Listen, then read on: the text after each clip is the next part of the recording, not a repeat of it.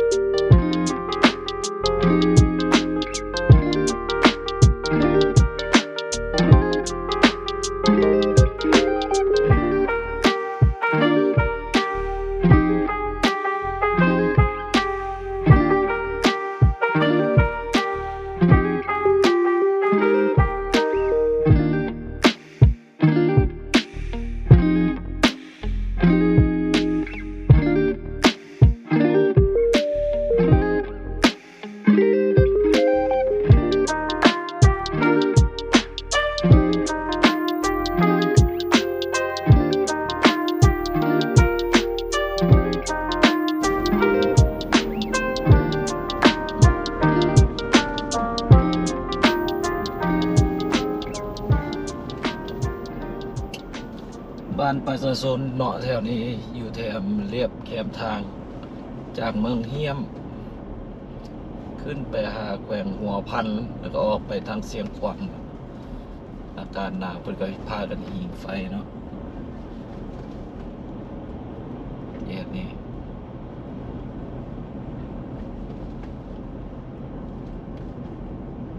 เห็นบ่ดังไฟแล้วก็หิงไฟเนาะพี่น้อง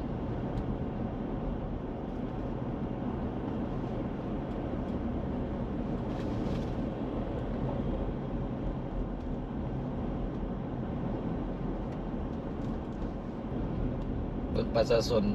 อยู่แคมทางยิงไฟแล้วก็ลมกันสนทนากันเนาะพี่น้อง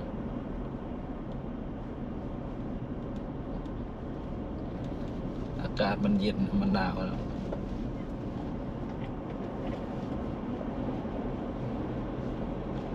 หาฟืนไว้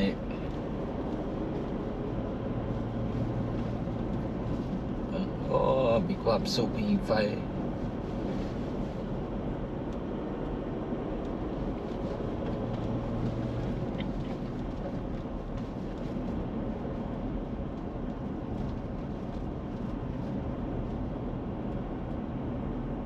อาชีพเขาก็เฮ็ดแคมเนาะมื้อบ่แคมตากแคมทางนี่อันนี้จะขายให้จีนเนาะเอาแคมแถวแคมทางนี่ก็แม่นแคมเนาะตัวที่ว่า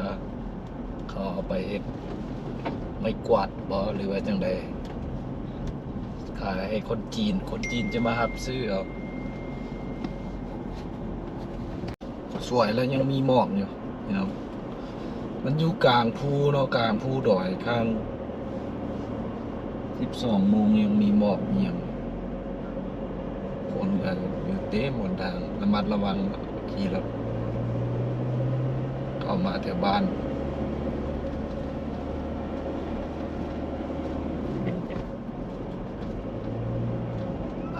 น้อยๆเฮ็ดเอียงวะเ น้อยไปโรงเรียนเนาะ2-3 คนอ๋อรถแกควายแกงัว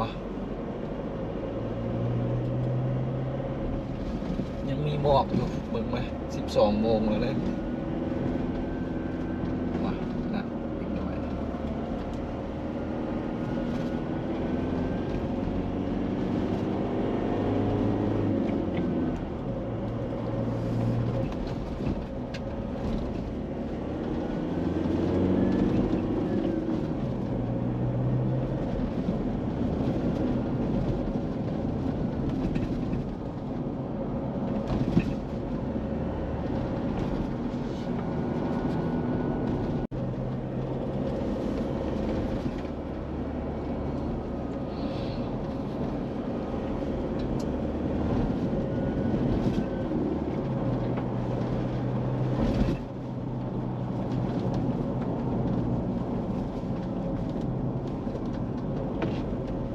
ใกล้สิฮอดเมืองคำแล้วนะพี่น้องยังอีกประมาณ20 กิโลนี่บ่20 ปลายกิโลเมตร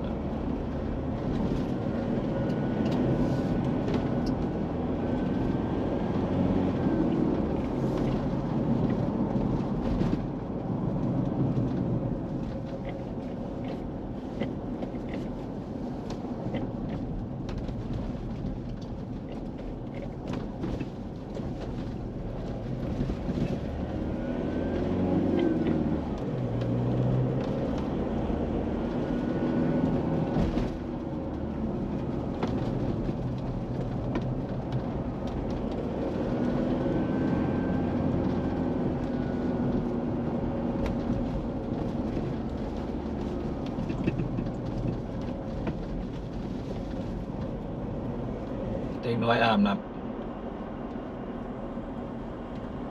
ำเก็มทาง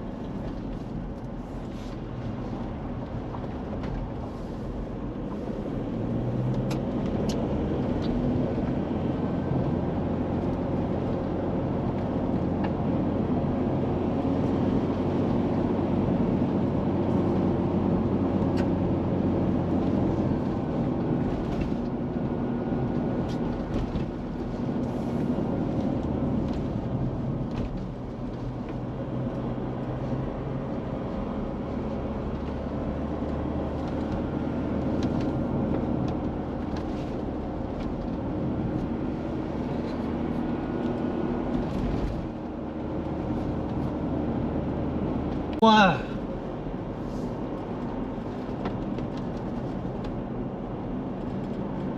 ทางด้านหน้าก็เป็นเมืองเวียงคำนะพี่น้องเด้เห็นแล้วมาแล้วโอ้แนมไป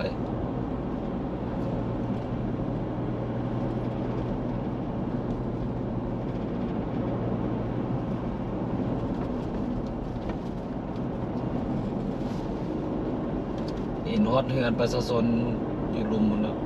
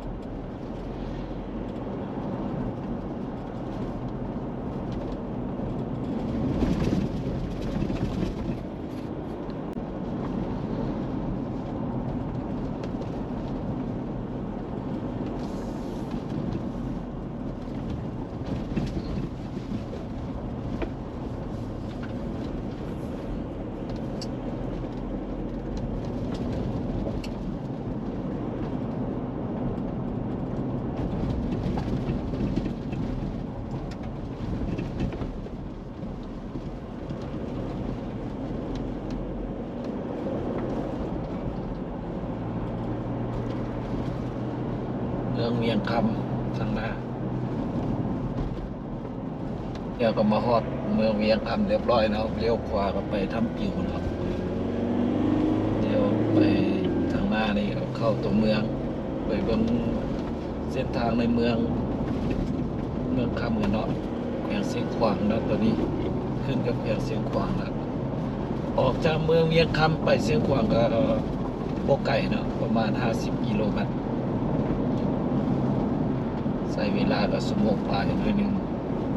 ประมาณนั้นเนาะเส้นทางเมืองโอ้ซื่อขนาดซื่อดีเนาะ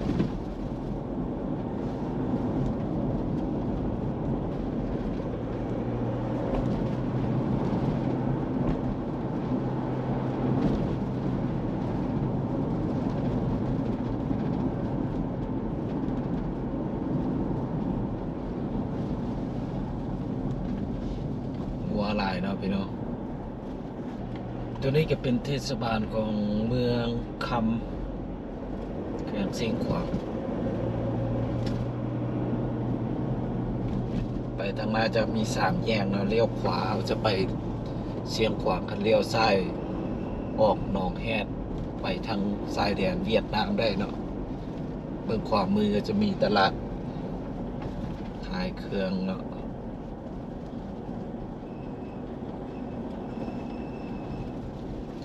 ไปซอกกินข้าวกันข้าวอยู่ห้านเนี่ย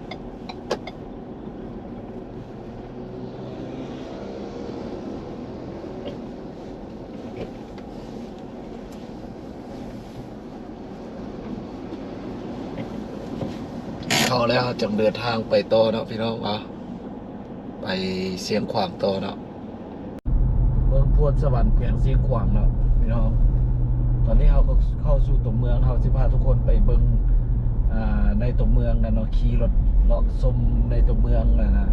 พวนสวรรค์แขวงเสียงขวางกันเนาะว่าจะเป็นอะไรเอาไปเบิ่งไปชมกันเนาะท่านผู้ชมท่านผู้เบิ่งได้มาเบิ่งมาชมแล้วก็อย่าลืมไปกดไลค์กดติดตามให้บ่าวตุ้ยด้วยเนาะเพื่อเป็นกำลังใจเนาะมาเทราสิได้ถ่ายคลิปอีกใหม่ๆให้เบิ่งเนาะตัวนี้3 แยกเนาะพอด3 แยกเพราะว่าเฮามาแต่เมืองคำมาทางเมืองสำเหนือเนาะมาว่า3 แยกเขาเลี้ยวขวาเข้าตัวเมืองเลี้ยวซ้ายเขาก็จะออกไป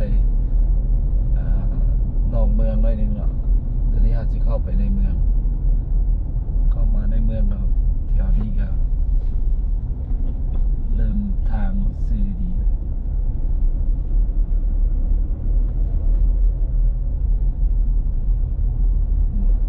ไม่แปลกเนาะ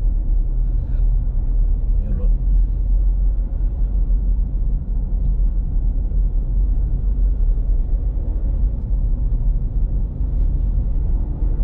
ชมในตัวเมืองกันเนาะจาก10 นาทีเนาะพี่น้อง10 นาทีสิควายบ่เนาะสิทัวร์บ่เนาะเบิ่งแบบ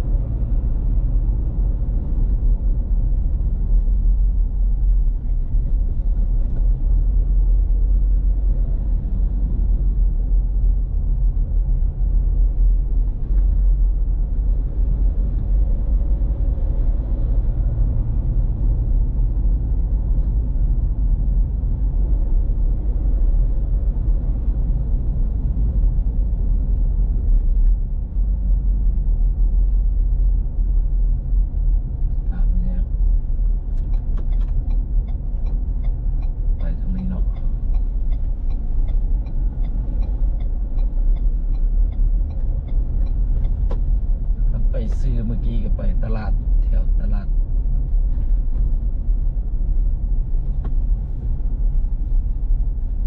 เสียงขวางตลาด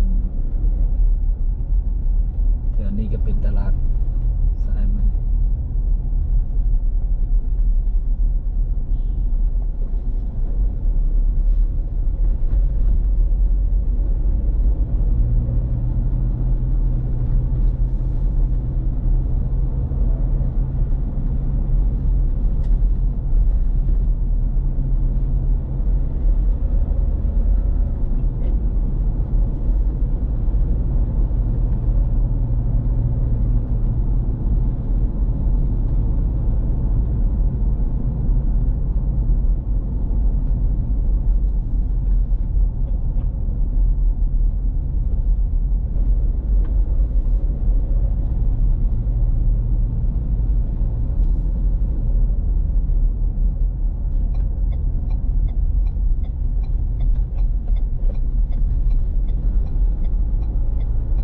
วัฒนธรรม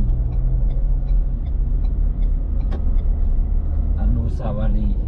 ทานภูมิวงศ์วิจิตรเมืองซ้ายมือเขตนี้ก็จะเป็นเขตห้องการเนาะสำนักงานปกครองเมืองแขวงเนาะแผนกบ่อแฮหลายคะแนนการ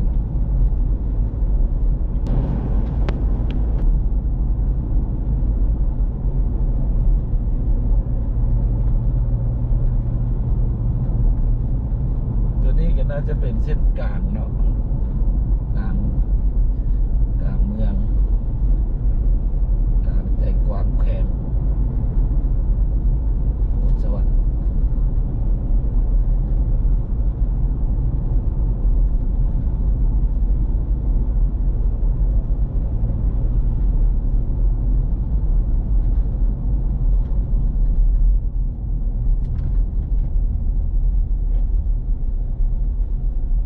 ไฟแดงอยู่ 2-3 บอลไฟแดงหลายบอลอยู่ห้องหมอมิตรภาพปักซ้ายมือห้องหมอมิตรภาพลาวเวียดนามห้องหมอใหญ่เนาะห้องหมอลาวมิตรภาพเวียดนามอยู่เสียงขวางห้องหมอใหญ่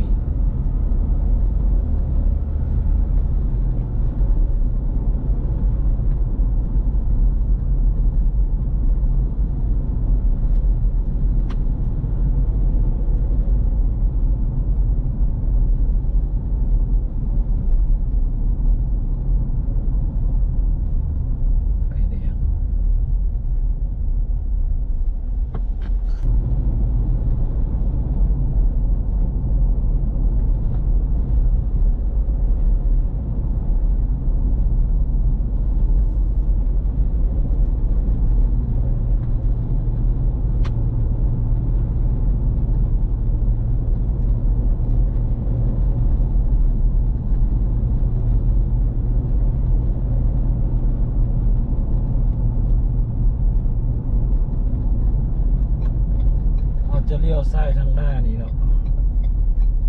เลี้ยวซ้ายแล้วออกไปทางบ้านเมืองภูคูนเนาะไปเมืองนั้นคูนโรงแรมภูคูน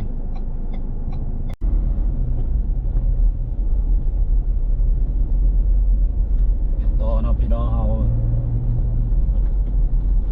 เราจะออกไปเมืองเวียงจันทน์เนาะตอนนี้ขี่มาผ่านนั่นอ่างน้ำอย่างน้ำงำประมาณนี้ป้ายโฆษณาช่วงกีฬาได้เนาะอันนี้ก็เป็นอ่างน้ำงำมือซ้ายมือนี่